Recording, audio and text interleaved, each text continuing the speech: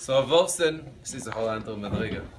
Wolfson writes that these Dalit parshas based on the Tzaddik Coren is connected to Hashem's name, Yud Kei Vav Kei. And in fact, this parsha shekalim, usually shekalim, money. It's all about money. He says that's connected to Yud, and really it's a kutzay shel Yud, which means it's the highest of all the four parshas. It's the highest part of Hashem's name. It's higher. It's called Chachma. We're going to Tanya understand a little bit higher. What's so special about this week's parsha? Bottom line, it's about money. Machzis shekel was a coin that everyone had to give in the base of English to make sure that the Korban Tamid will be a new Korban Tamid starting Rosh Chodesh Nisan. So I was thinking of the following. Everyone knows the story. Hillel was trying to get into Beis Medrash. He didn't have any money. He ended up on the roof, and they found him. And the whole story is snowing, Eretz Yisrael, snow. But I was thinking to myself, and some of the Mefarshim speak about this. Why are they charging? Imagine if Shiner Shul decided to start charging. First of all, we'll take care of the whole budget. Imagine, every person has to come in, has to pay. And they knew who Hillel was. And the Shomer, obviously, he wasn't allowed to let someone in unless you got to pay. Kesef. What's pshat? So it hit me, and I think it's parshas.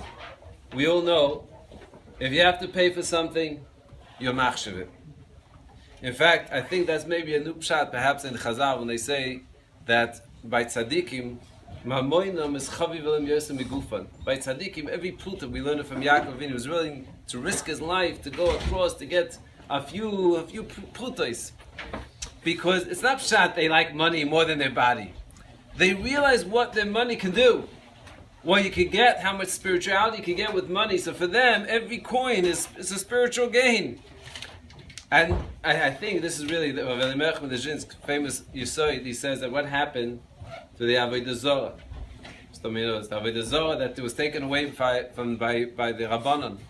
For Avodah Zorah, where did it go? They didn't destroy the Malach. So Elimelech is famous that he writes that this went into the money. Money is the Avodah Zorah of this generation. Now, what does that mean? That means that the potential of money is so powerful that either it takes a person to Avodah Zorah, to non-belief in the Rabban Shem, to belief in himself, and into all the worst places, or on the opposite spectrum, money buys you ruchnius. Money gives you chashivus to everything you do. And that's why, Wolfson writes something so beautiful. He said, if you look at the Haftarah, we were discussing the Haftarah. The Haftarah is fascinating. First, it's always kedai. He writes that the Torah is a certain or that comes down every Shabbos. That in itself should wake us up. And if you say it's oiros, people wake up a little bit. Wow, it's enlightenment. The Haftarah takes the oiros of the parsha and brings it even closer to us. Instead, what happens? The Yitzhahor, of course, Haftarah, one of the actual pshats that they write is it's a time to talk. The Haftarah actually means to open up your mouth. That's one pshat. But the real pshat is that now it deepens your understanding because it's closer. Nevi'im, the prophets, brought things that are a little bit higher, closer to us. That's what Haftarah is supposed to be all about. So if you look at the Haftarah, this week's parsha, what was it all about? It was about a guy who was 6 years old.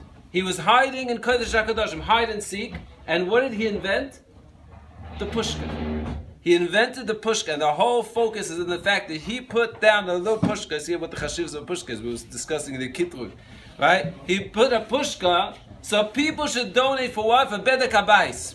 Do you understand what chashivas it means? To put in a little coin, a little quarter, and this is not a fundraising. I'm not in a fundraise today. That's not my. Wasn't the legends didn't ask for fundraise. It's to understand what it means that when you pay for something, it gives a whole different spectrum and a whole different experience. I think that's the lesson you could take from parshas shekalim, especially going into the Dalit parshas, to bring down all the oiros of how we should be zeich, that every penny that we use ends up bringing us light and not darkness. Shabbos.